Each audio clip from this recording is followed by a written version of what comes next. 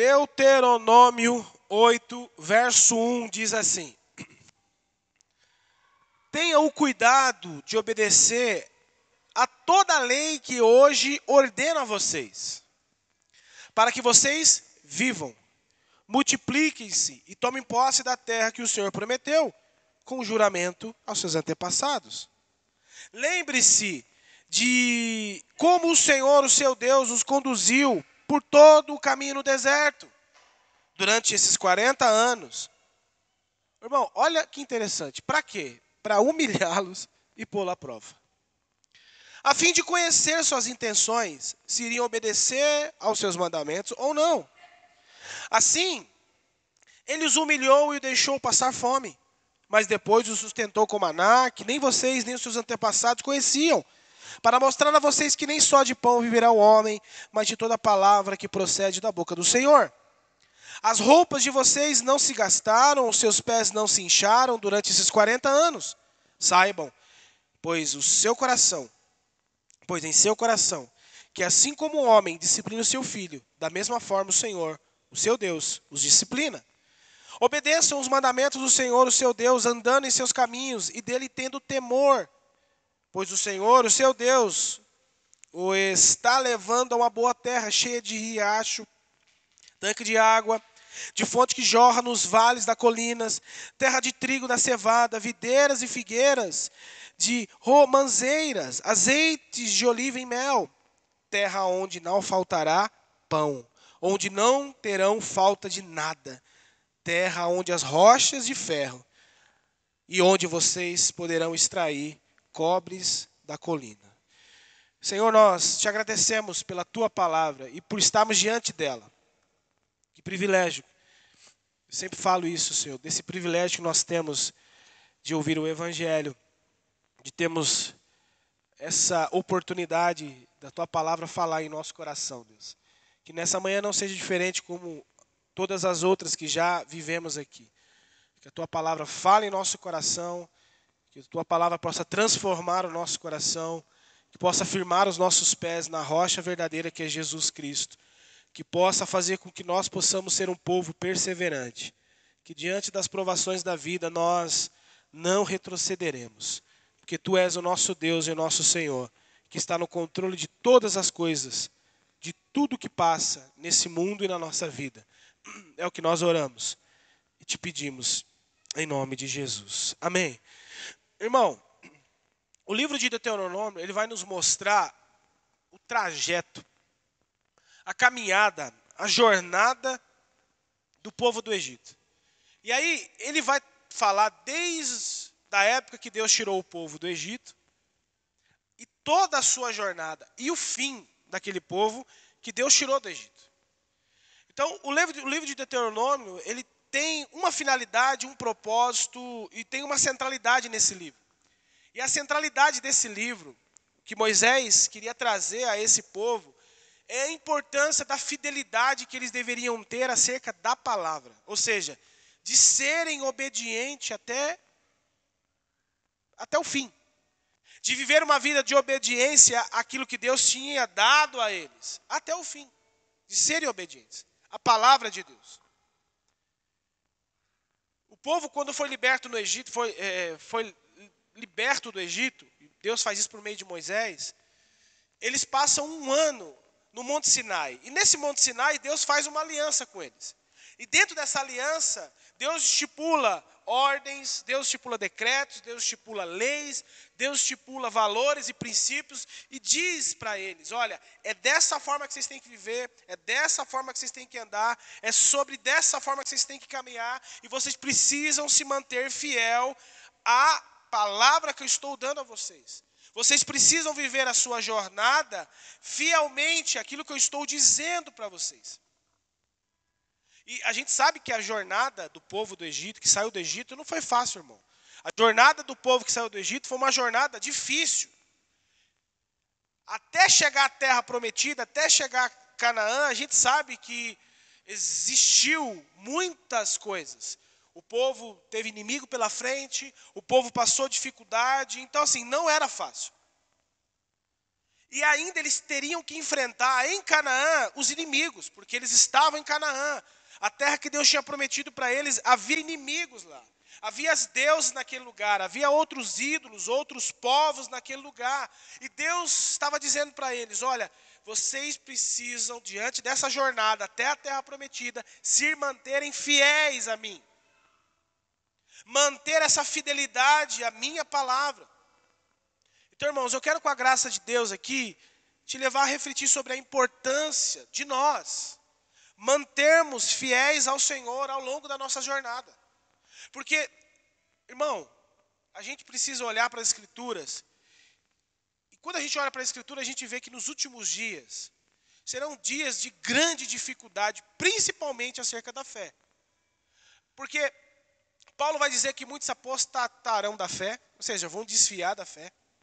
Vai haver escândalo, vai haver escárnio, as pessoas vão duvidar, as pessoas vão questionar, as pessoas vão se desviar da fé, e a próprio Jesus diz em Mateus 24 que o amor de muitos se esfriariam. Então, quando a gente olha para as Escrituras, a gente percebe que os últimos dias serão dias de grande escassez de fé. Serão dias onde as pessoas, e aí nós nos incluímos nisso, cristãos, talvez não vamos se importar tanto com a verdade de Deus, porque a verdade hoje ela é relativa. A verdade hoje depende do ponto de vista, é o que o mundo está ensinando para nós, é o que o mundo está dizendo para os nossos filhos, que a verdade depende do ponto de vista de cada um. O que é verdade para você não é para o outro. Mas nós, cristãos, nós não vivemos uma verdade relativa. Nós temos uma verdade fiel, que é a palavra de Deus. E a nossa verdade é as Escrituras. Então o que Deus diz que é errado, é errado. O que Deus diz que é o que Deus ama, Deus ama. O que Deus abomina, Deus abomina. Amém, irmãos? Então nós precisamos entender que diante dessa jornada, nós precisamos manter a nossa fidelidade, a nossa obediência ao Senhor. E eu quero aqui usar o exemplo desse povo que Deus libertou do Egito para a nossa vida, para que a gente possa refletir o que Deus vai fazer ou está fazendo na nossa vida para nos aperfeiçoar. Porque, irmão, presta atenção aqui. As coisas que acontecem na nossa vida têm uma finalidade, é Deus nos aperfeiçoando. O crente precisa entender que processos, situações na vida do crente são aperfeiçoamentos. São a forma de Deus trabalhar para que a gente se amolde à vontade de Deus, para que a gente se curve ao Senhor, para que a gente se renda a Ele, se entregue a Ele e vive em obediência a Ele. Só que muitas pessoas que passam por situações adversas, que vivem situações adversas, ou estão vivendo, a primeira coisa que afeta elas é a fé dela. Irmão, ninguém, talvez, muitas poucas pessoas no momento de provação, crescem na fé. É difícil. Eu vejo a Aninha, que passou no processo de câncer, a fé dela cresceu, ela aumentou a fé dela. E ao contrário de muitas pessoas que passam por um processo de enfermidade, elas perdem a fé, elas perdem a expectativa, elas perdem a esperança. Veja a Priscila também, outra mulher guerreira, dizendo, não, eu estou disposta a passar o processo que for. Isso é fé, e uma fé que está crescendo. E é isso que Deus quer de nós, que no processo de provações da vida, a gente entenda de que Deus não quer que a gente perca a nossa fé. Deus não quer que a gente negligencie a sua palavra, porque estamos passando situações adversas. Pelo contrário, Deus quer que a gente cresça. Deus quer que a gente amadureça. Deus quer que a gente seja fiel à sua palavra, mesmo que tudo esteja dando errado na nossa vida. Amém, irmão? Então vamos para o texto? Verso 1, vai comigo. Verso 1 diz assim: tenham cuidado de obedecer a toda a lei que eu hoje ordeno a vocês, para que vocês vivam, multipliquem e tomem posse da terra que o Senhor prometeu com juramentos aos seus antepassados. No primeiro versículo, irmão, presta atenção aqui. Deus ordena algo. O que Deus ordena? Vai lá para o texto. Tenha o cuidado de quê? De obedecer. Obedecer o quê, irmão? Toda a lei que hoje ordeno a vocês. Então Deus dá uma ordem, Deus dá um decreto para ele. Deus diz assim para ele: olha, eu quero que vocês cuidadosamente olhem com atenção o que eu estou dando a vocês, a palavra que eu estou liberando sobre vocês, o que vocês têm como verdade através do meu servo Moisés, e eu quero que vocês obedeçam isso. Eu quero que vocês pratiquem isso. Eu quero que vocês sejam fiéis a isso. Amém, irmão? Então Deus fala que Ele quer o que do seu povo? Obediência. Obediência a toda a lei, a tudo que Deus deu a eles. E olha que interessante, o texto continua. Eu quero que vocês quero que vocês tomem cuidado e obedecer toda a lei que hoje ordena a vocês. E ali o texto continua dizendo, para quê? Para que vocês vivam, multipliquem e tomem posse do quê? Da terra. Olha que coisa maravilhosa, irmão. Deus está falando para o seu povo, dizendo, olha, eu quero que vocês me obedeçam, eu quero que vocês vivam tudo o que eu estou ensinando a vocês, eu quero que vocês pratiquem essa lei que eu dei a vocês. Para quê? Porque tem benefício na vida de vocês, vai ter resultado, vai ter bênçãos, vai ter benefícios. Ele está dizendo, olha, a obediência de vocês resulta em benefício a vocês mesmos. A obediência em obedecer a minha palavra, em cumprir a minha palavra, vai beneficiar vocês. Vocês serão os beneficiados em obedecer o que eu estou ordenando a você. E é assim que nós precisamos ver a palavra, irmão. Às vezes nós olhamos a palavra e a gente olha algumas coisas que talvez vai de encontro à nossa vida, à nossa necessidade, o que nós estamos vivendo, e a gente diz, mas eu tenho que obedecer isso. Tem, por quê? Porque isso vai te trazer benefício. Por que eu tenho que perdoar? Porque se eu sou alguém que perdoa, porque a Bíblia diz que eu tenho que perdoar, porque se você não perdoar, a Escritura diz que você não será perdoado. Então quando eu perdoo, ou seja, quando eu obedeço a palavra, eu também sou beneficiado por ela. Amém? Quando eu cumpro a palavra, quando eu obedeço a palavra, há benefícios na minha vida. E é isso que Deus está falando, se vocês obedecerem, vocês vão viver melhor, vocês vão multiplicar-se e vocês vão tomar da posse da terra que eu prometi a vocês. E isso se aplica a nós também, irmãos. Deus nos deixou a sua palavra, Ele deseja que praticamos a sua palavra, para que nós possamos colher os benefícios da obediência. Quando você obedece a palavra, você colhe benefícios. Por mais às vezes que seja difícil, por mais que às vezes seja complicado diante dos seus olhos naturais, quando você obedece, você colhe benefício. Hoje, minha esposa não está nem aqui, ela saiu. Hoje eu estava vindo e veio um cara atrás de mim, e ele não deu farol, não deu nada, mas ele jogou na frente e travou o carro, freou. Eu não vi se ele deu pisca, eu não fechei, eu não vi. Ele apenas entrou na minha frente correndo e freou. O velho homem ativou na hora, irmão. O velho homem falou, vai. Só que aí a gente lembra da palavra, o Espírito ministra a palavra e diz, deixa ele ir embora. Eu saí da minha faixa, fui para a faixa do meio, ele voltou para a faixa, eu freiei e foi embora. Está tudo certo. Então é isso que o Espírito quer fazer na nossa vida. O Espírito quer que a gente ande em obediência à sua palavra. Porque numa dessa eu arrumo problema. Numa dessa eu sou mau exemplo na minha filha. Numa dessa eu posso até morrer, porque é o que a gente vê hoje no nosso dia a dia. Numa dessa o pai de família pode ser morto.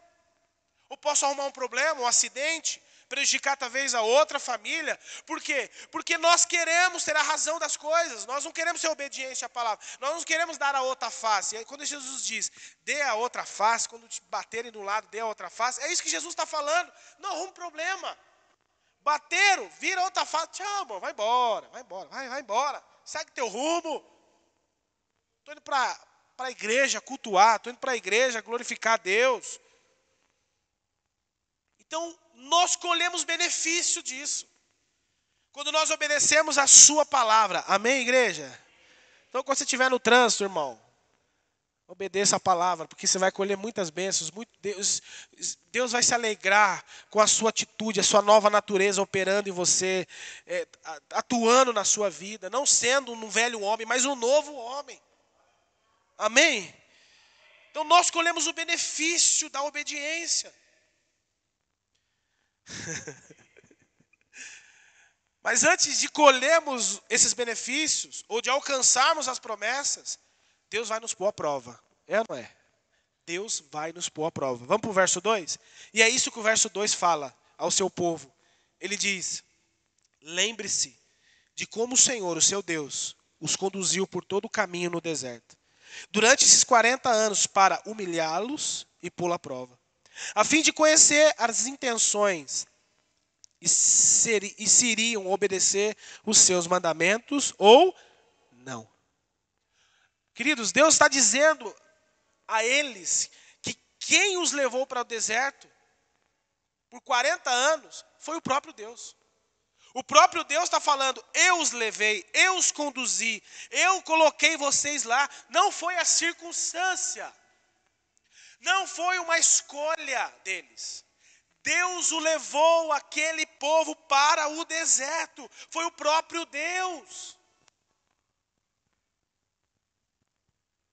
Sabe aquela prova, sabe aquela situação, sabe aquela circunstância que você vive, e você diz assim: eu não sei por que eu estou aqui. É Deus que te levou para lá. É Deus que te conduziu para esse lugar. E Ele vai deixar claro que a intenção dele era o quê? Humilhá-los. Irmão, que loucura. A intenção de Deus em levar aquele povo para o deserto era apenas uma: humilhá-los. E não apenas humilhá-los, mas pô-los à prova.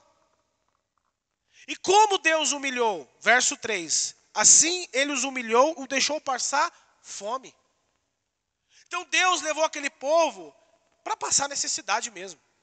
Falou: eu vou te colocar nesse lugar aqui, vou te conduzir por 40 anos nesse lugar, porque vocês vão passar, vocês vão ser humilhados, vocês vão ser provados, eu vou colocar vocês à prova, vocês vão passar fome, não apenas fome, mas vocês vão passar sede, vocês vão ter inimigos a enfrentar, a pressão dos amalequitas por todo lado. Deus levou eles para esse lugar para serem provados. Foi Deus que levou. E Ele deixa claro, porque Ele levou para o deserto, para humilhá-los e pô-lo à prova. A fim de quê? A fim de conhecer suas intenções. Na tradução Almeida atualizada diz: para saber o que estava no seu coração. Se iria obedecer os seus mandamentos ou não. Querido, o maior erro nosso é achar que a maioria das coisas que acontecem conosco é culpa do diabo. Tem muito crente que gosta de culpar o diabo para tudo. Tem muito crente que louva o diabo, porque tudo é o diabo, tudo é o diabo, tudo é espiritual, no sentido negativo. A gente não consegue entender o que Deus está fazendo na nossa vida. A gente não consegue ver a mão de Deus operando. Então quando acontece alguma coisa ruim, e não estou dizendo que Deus tem parte com o mal, porque a Bíblia diz que Deus não tem parte com o mal. Deus não tem essa união com o mal, mas Deus está no controle de todas as coisas. Deus está permitindo algumas coisas acontecer. Deus está nos pondo em alguns lugares para quê? Para nos humilhar. E nos humilhar não é no sentido negativo, é para nos tornar humildes. A humilhação de Deus Deus não tem prazer quando a gente é humilhado no sentido de ser menosprezado, não, é de nos tornar humildes. Ele nos coloca à prova para que Ele possa conhecer. Ele diz aqui no texto, o que Ele queria fazer com esse povo? Conhecer o coração deles. Eu quero saber o que está aí no coração de vocês, para saber o que está dentro de vocês, e se iriam obedecer os mandamentos ou não.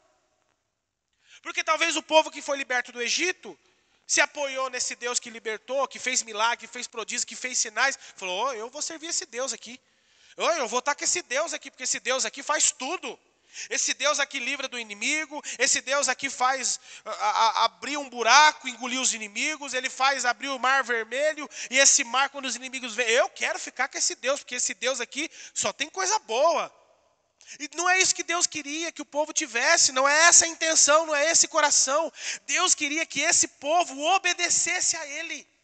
Não pelo que ele podia dar, não pelas bênçãos que ele podia proporcionar, mas por amor a ele, o amor à sua palavra, aos seus mandamentos, sem base de troca.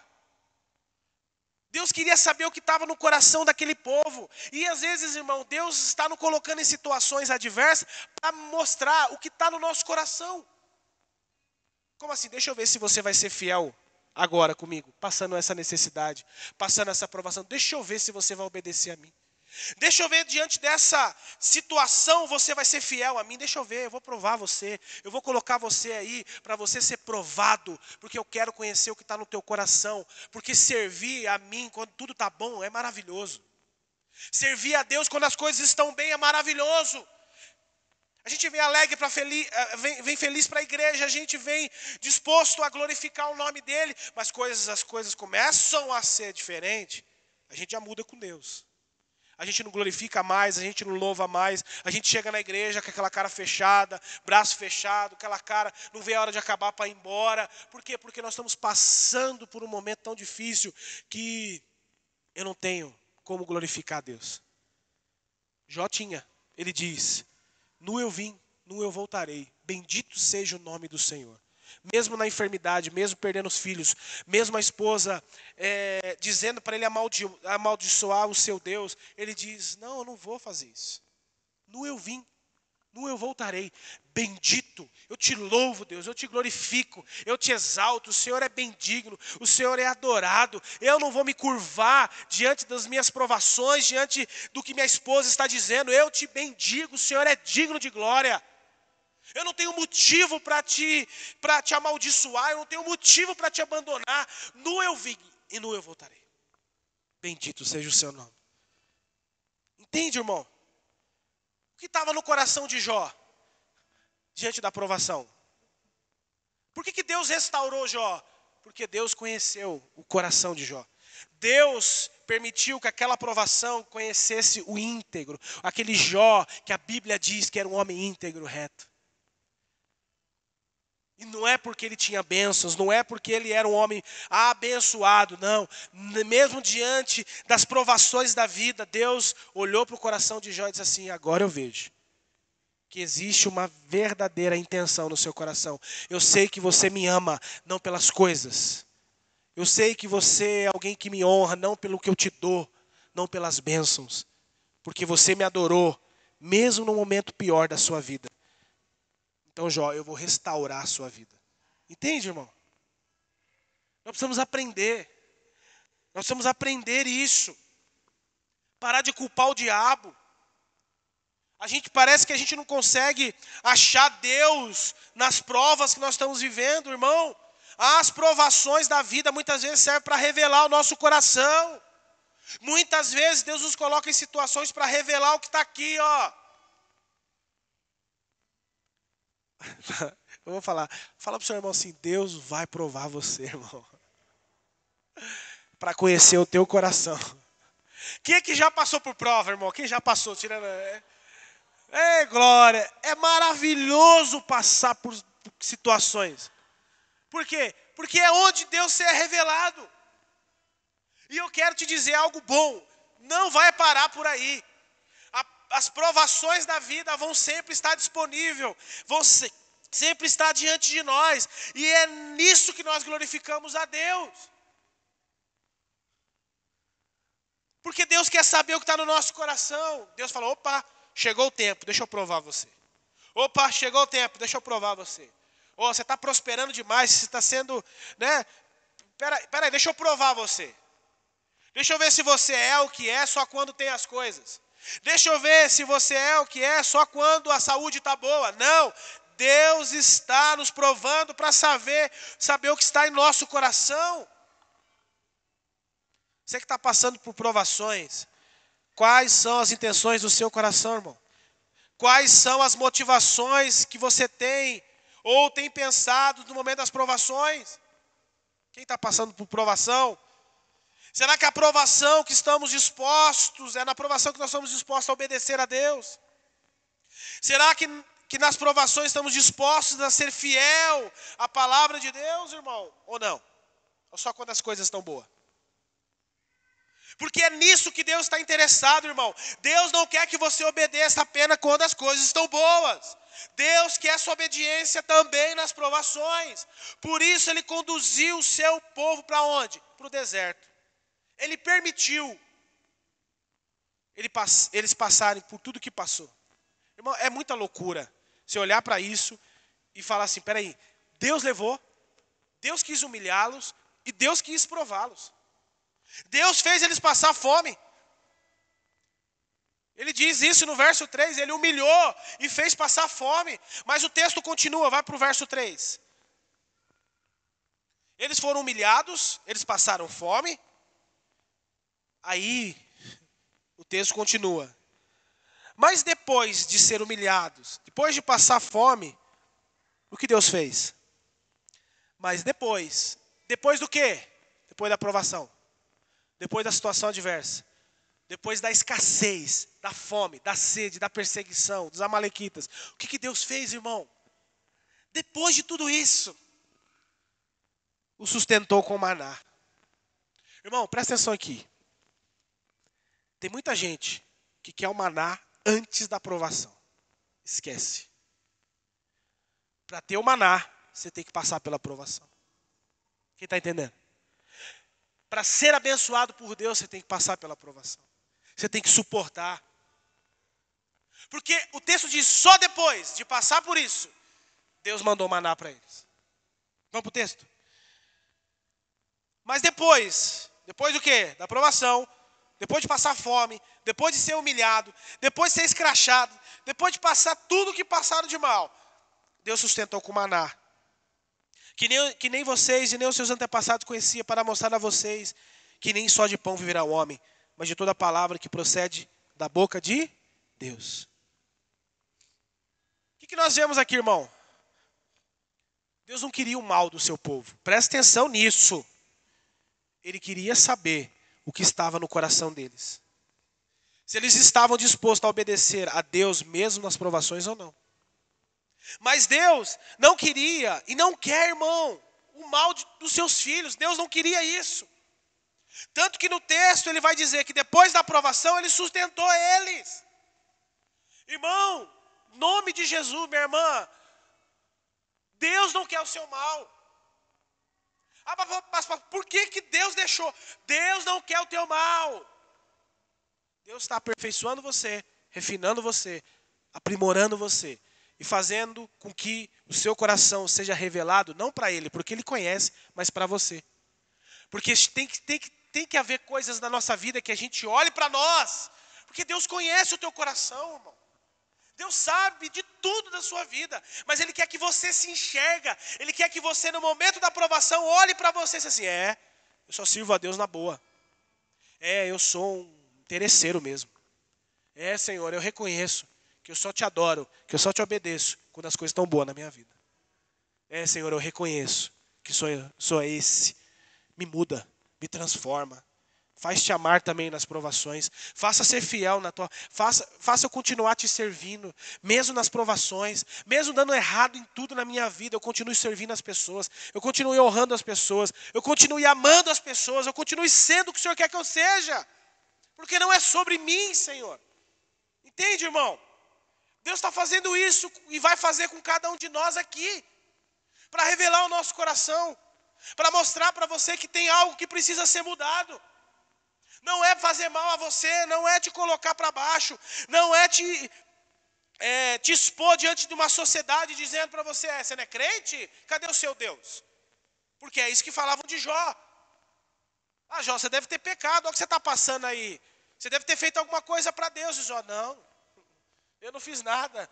Deus me colocou aqui. Deus permitiu que isso acontecesse. Louvado seja o nome do Senhor.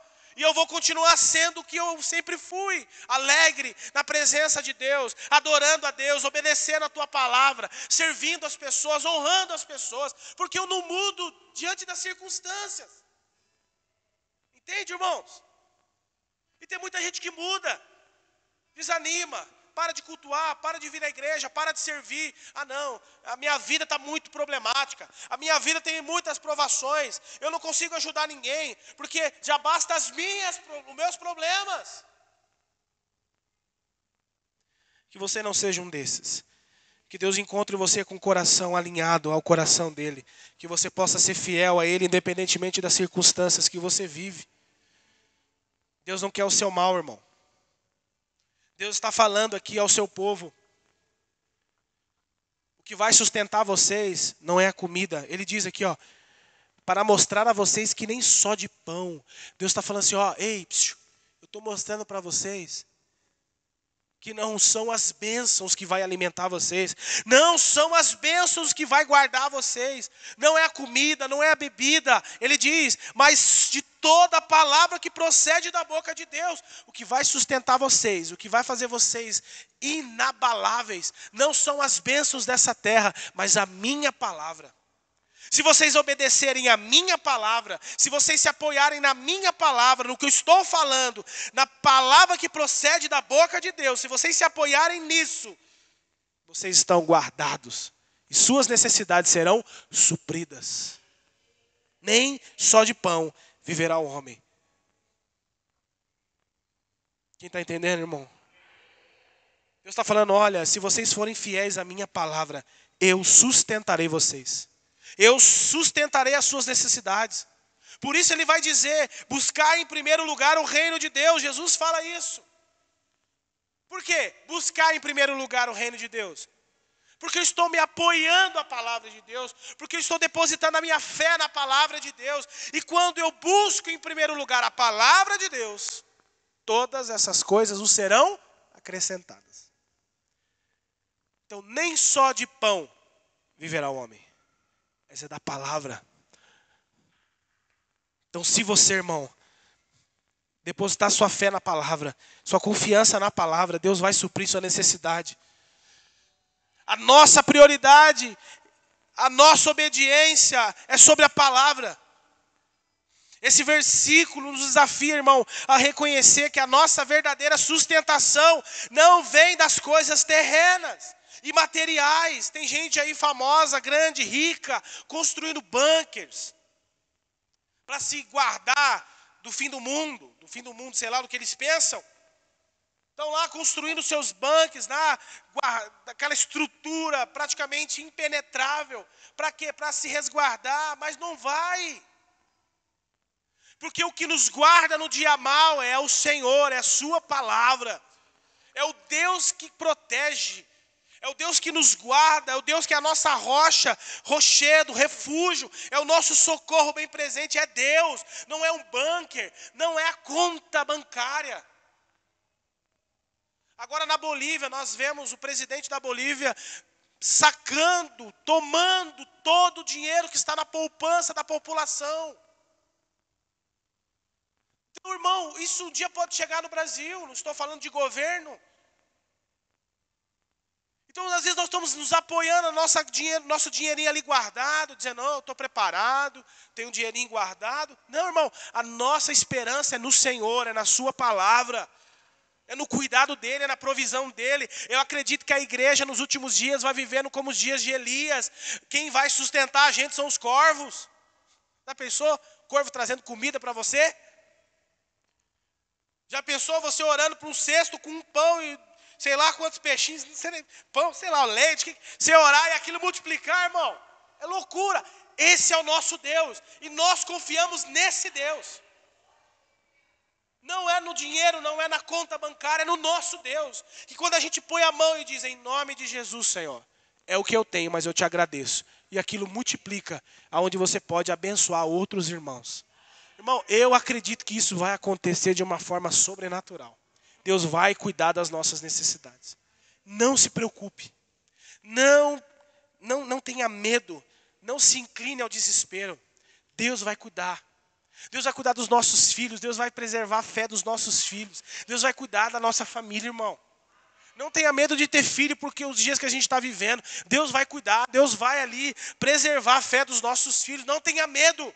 Apenas ensine a fé. Pregue a fé. Ensine a palavra para que eles se apeguem nisso. Porque os dias deles vão ser pior do que o nosso. E eles precisam confiar na palavra de Deus. Amém, irmão? É obediência na palavra, não é nas coisas terrenas. No verso 4, vai para o verso 4 para a gente finalizar. Ele vai lembrá-los dizendo: as roupas de vocês não se desgastaram e seus pés não se incharam durante 40 anos. Irmão, que loucura. Você andar 40 anos no deserto, você não precisa trocar de roupa, porque Deus estava cuidando de tudo. Às vezes a gente anda o dia inteiro, e quando a gente fica em pé, talvez o dia inteiro, o pé incha, não incha? 40 anos. A Bíblia diz que nem incharam. Deus cuidou. Irmão, esse Deus é poderoso. Você já parou para pensar o quanto nosso Deus é grandioso? Deus não deixou. Imagina, Camila, o Brian não tem mais. Acordou de manhã, não precisa comprar roupa. Não precisa, não, que cresceu. Levantou de manhã, está lá o Brian com a roupinha crescida. Quem fez isso? Deus fez isso. Deus fez isso. As sandálias deles não se desgastaram, porque Deus fez isso. O nosso Deus é poderoso. Depois da provação, Ele nos sustenta. Ele guarda-nos, Ele supre as nossas necessidades. E Deus quer que eles vejam esse cuidado que Deus teve com eles diante da dificuldade. Deus está falando para ele: olha, na provação, olha o que eu fiz com vocês. Porque na provação, qual que é o nosso problema na provação? Só reclamar. Provação a gente só reclama, a gente não vê as bênçãos de Deus, o cuidado de Deus. A gente só reclama. Quem que passou necessidade, fora eu? Faltou comida? Faltou arroz? Faltou feijão? Não faltou. Mas o que a gente olha? O que a gente era e o que a gente talvez esteja vivendo ou viveu. Não, mas minha vida antes era melhor, eu tinha do bom e do melhor. Mas faltou alguma coisa, crente, na aprovação? Faltou? Não faltou. Então é isso que Deus quer que você olhe. Pô, não faltou nada. Talvez eu não tinha o que eu desejava ter, mas não faltou nada. Deus cuidou. Deus supriu. Diante da dificuldade, a graça de Deus está lá, o amor de Deus está lá, o cuidado de Deus está lá. Querido, esse é o nosso Deus, Ele cuida de nós, mesmo diante das provações da vida. Pode aplaudir.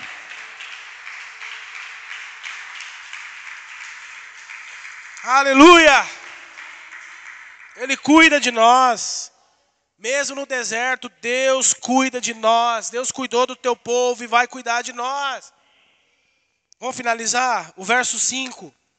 Ele diz: saiba, pois, em seu coração, que assim como o homem disciplina seu filho, da mesma forma, o Senhor, o seu Deus, os disciplinará. Irmão, Deus está dizendo aqui: por amor a vocês, eu vou disciplinar vocês. Quem aqui é pai e mãe sabe. A gente corrige o nosso filho, né, Rafa? Para quê? Porque a gente quer o bem deles. Quem é pai sabe que a gente disciplina, corrige, vai lá, dá umas palmadas, fala: ó, você está apanhando por causa disso, eu não quero que você faça mais isso. Então eu estou disciplinando você, pelo bem de você, para que você seja um homem, uma mulher de Deus. É isso que Deus faz com a gente. Deus nos coloca no fogo, na provação, para nos disciplinar em amor. E a gente possa olhar para Deus e falar: é, Deus, eu entendi. Eu preciso me alinhar aqui. Então eu vou me alinhar. Quem está entendendo isso? Deus disciplina. Hebreus 12, né? Diz que Deus corrige quem Ele ama. Se Deus está disciplinando você, é por amor. Está cuidando de você, alinhando você, aperfeiçoando você. Verso 6. Obedeçam os mandamentos do Senhor, o seu Deus, andando no caminho dele, tendo temor. Deus novamente deixa claro, irmão, o que Ele quer do seu povo é a obediência. Por quê? Porque o lugar que Ele nos reserva não faltará nada, nada. Olha aí, verso 7 em diante. Por que Deus quer a obediência nova? Nossa, verso 7. Pois o Senhor, o seu Deus, o está levando a uma boa terra, cheia de riachos, de tanque de água, de fontes que jorram nos vales e nas colinas, terra de trigo e cevada, videiras e figueiras romanzeiras, azeite de oliva e mel, terra onde não faltará pão, onde não terão falta de nada. Existe uma terra chamada Nova Jerusalém que vai descer do céu. Essa terra está esperando a gente. o povo redimido, glorificado, um povo que estará perante o Senhor, e nós vamos desfrutar dessa terra que descerá do céu. E nessa terra nada vai nos faltar, porque primeiro o Senhor vai estar lá, e tudo que nós vamos precisar é a presença dEle, mas nada vai nos faltar. Tudo que nós vamos precisar para esse lugar, Deus vai conceder a nós, irmão.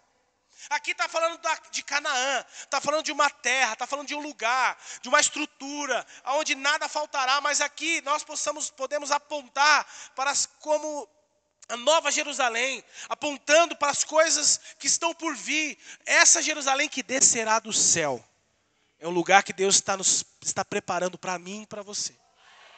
Que nós vamos estar com Ele, reinar com Ele, herdar com Ele, desfrutar com Ele. A nova Jerusalém, lugar aonde Deus disse, aonde não faltará pão, aonde não terão falta de nada. Está faltando hoje? Fica tranquilo, Deus vai cuidar da necessidade. Mas existe um lugar que Deus está preparando, já preparou. É questão de tempo, que descerá do céu. E que lá, nunca mais na sua vida vai faltar algo para você. Lá, nada nos faltará. Quem crê nisso? E o que Deus quer de nós? Obediência à sua palavra.